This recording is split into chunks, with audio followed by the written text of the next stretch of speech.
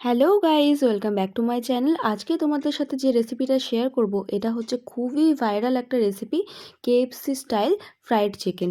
তো চলো দেখে নিই কীভাবে এটা তৈরি করতে হয়। এখানে আমি কিছুটা মাংস নিয়ে নিয়েছি। এখানে কিন্তু সবগুলো বোনলেস নাই, কিছুটা লেগ পিস আছে, কিছুটা পাখনার সাইডে আছে। এর মধ্যে দিয়ে দেবো গোলমরিচের গুঁড়ো, এরপরে দিচ্ছি অল্প ধনে গুঁড়ো। আমি কিন্তু আমার আন্দাজ মতন দিচ্ছি, তো তোমরা যেমন খাও তেমনই দিবে। এরপরে দিচ্ছি ম্যাগি মশালা। প্যাকেটটা দেখেই তোমরা বুঝতে পারছো এটা কিন্তু ম্যাগির ভিতরে থাকা ওই প্যাকেট না, এটা এক্সট্রা করে কিনতে পাওয়া যায়। তো ওই ম্যাগি মশলাটা আমরা দিচ্ছি। এবার এর মধ্যে আমি কিছুটা বাটা মশলা দিব। তো তার জন্য নিয়ে নিয়েছি এই রকম সাইজের একটা আদা।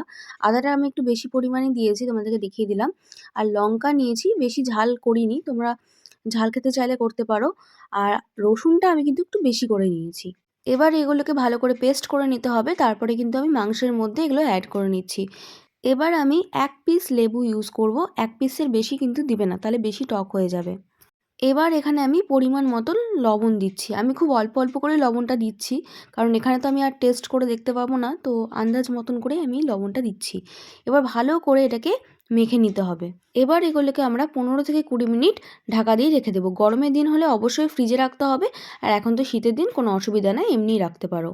এবার এখানে আমি একটা ডিম নিয়েছি আর প্লেটের মধ্যে এটাকে ভালো করে ঘেটে নিচ্ছি, কারণ এখানে আমার বেশি ডিম লাগবে না।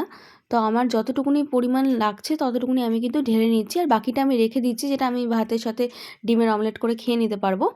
আর এখানে মাংসটা অনেক কম আছে বলে কিন্তু ডিমটা আমি এখানে অনেক কম দিলাম। মাংস বেশি থাকলে তখন ডিমটা বেশি লাগতো। এবার মাংসটাকে কোট করার জন্য একটা প্লেটের মধ্যে আমি 3 চামচ কর্নফ্লাওয়ার নিয়ে নিচ্ছি। এবারে দিচ্ছি অল্প একটু ধনে গুঁড়ো, মানে মাংসের মধ্যে যেগুলো আমি গুঁড়ো মশলা ইউজ করেছি সবগুলো এর মধ্যে দিব। তো অল্প আমি গুঁড়ো ধনে দিয়ে দিলাম। এরপরে আমি দিচ্ছি আটা।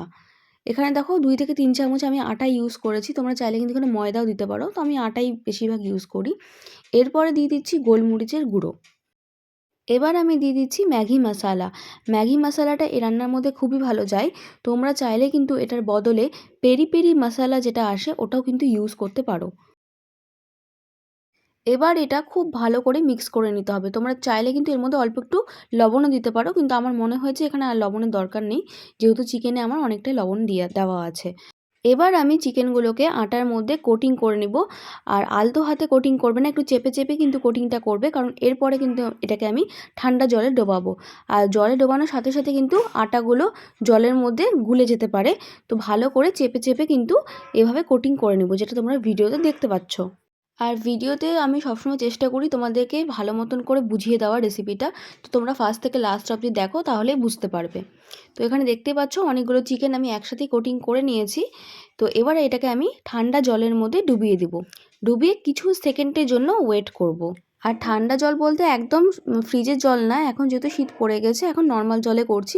গরমের দিন হলে আমি কিন্তু ফ্রিজের জল ইউজ করতাম। তো দেখো ওই সাইডটা যেহেতু হয়ে গেছে, এবার এই সাইডটা আমি একটু উল্টে দিলাম।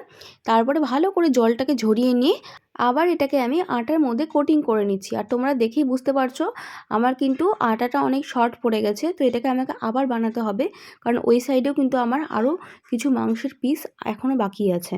তো দেখতেই পাচ্ছ অনেকটাই কম হয়ে গেছে, আমি পরিমাণটা তখন বুঝতে পারিনি। আর আমি কখনোই বেশি করে করি না, কারণ বেশি করে করলে জিনিসটা পরে নষ্টও হতে পারে। আর যখন যখন আমার দরকার পড়ে তখন আমি আবার সেকেন্ড টাইম এটাকে বানিয়ে নিই। তো তোমরা দেখতেই পাচ্ছ এখানে আমার সেকেন্ড কোটিং করা হয়ে গেছে। তো এটাকে আমি ভাজার জন্য এখানে রেখে দিচ্ছি। বাদবাকি মাংসগুলো আমি সেমভাবেই কিন্তু বানাবো। এই যে তোমরা দেখতে পাচ্ছ ফার্স্টবারে এটাকে আটার মধ্যে কোটিং করছি, তারপরে এটাকে জলের মধ্যে কিছু সেকেন্ডের জন্য রাখবো, তারপরে আবার জল থেকে তুলে নিয়ে আবার এটাকে আটার মধ্যে কোট করতে হবে। ঠিক আছে? তো সেকেন্ড টাইম যেটা আটার মধ্যে কোট করব ওটাই কিন্তু ফাইনাল। তারপরে কিন্তু এটাকে আমরা তেলের মধ্যে ভালো করে ভেজে নিতে হবে। সত্যি কথা বলতে গেলে এটা বানানোর পর থেকে আমি বাইরে থেকে অর্ডার করা একদমই বন্ধ করে দিয়েছি, কারণ বাড়ির জিনিস আমি একদম ফ্রেশ খাবার পাচ্ছি। চিকেনটা ফ্রেশ পাচ্ছি, তারপরে ময়দার বদলে আমি আটা ইউজ করছি, তেলটাও আমি ফ্রেশ ইউজ করছি, আর রান্নাঘরে সবসময় যা যা জিনিস থাকে তাই দিয়েই বানাচ্ছি। আর টেস্ট একদম বাইরের মতনই হয়, 19-20 তফাতও কিন্তু থাকে না। তো আমি কেন বাইরের খাবার খেতে যাব বাড়ির ফ্রেশ খাবার ছেড়ে। তো যাই হোক, এখন আমি একটা কড়াইয়ের মধ্যে সাদা তেল নিয়ে নিয়েছি আর এখানে চিকেনগুলোকে দিয়ে দিচ্ছি। তোমরা দেখেছো KFC স্টাইল চিকেনগুলো যখন ভাজে তখন একদম বেশি তেলের মধ্যে ডিপ ফ্রাই করে। তো তোমরা চাইলে ওরকম করতে পারো, কিন্তু আমি বেশি তেল ইউজ করছি না, কারণ সেই তেলগুলো আবার বেঁচে যাবে আর সেই তেলগুলো সেকেন্ড টাইম গরম করলে ওটা শরীরের জন্য ক্ষতি করে। তো আমি অল্প তেল ইউজ করেছি আর চিকেনগুলো যেহেতু একদম কাঁচা ছিল, তো আমি লো হিটেই কিন্তু এটাকে চিকেনগুলোকে সেদ্ধ হওয়ার জন্য লো হিটে এটাকে ভেজেছি। তারপরের দিকে কিন্তু একটু বড় হিট করে এইরকম ব্রাউন ব্রাউন কালারটা হওয়া অবধি ভেজে নিয়েছি, ঠিক আছে। আর এটা যথেষ্ট পরিমাণে ক্রাঞ্চি হয়েছে, যেটা তোমাদেরকে আমি ভিডিওর মধ্যেই প্রুফ দেখিয়ে দিব। তো তোমরা দেখতেই পাচ্ছ এখানে KFC স্টাইল চিকেন একদম রেডি। আমি একটু বেশি ব্রাউন করে ভেজেছি, তোমরা চাইলে কিন্তু একটু কম ব্রাউন করে ভেজে উঠিয়ে নিতে পারো। তো এবার তোমাদেরকে একটু আওয়াজটা শুনে কতটা ক্রাঞ্চি হয়েছে।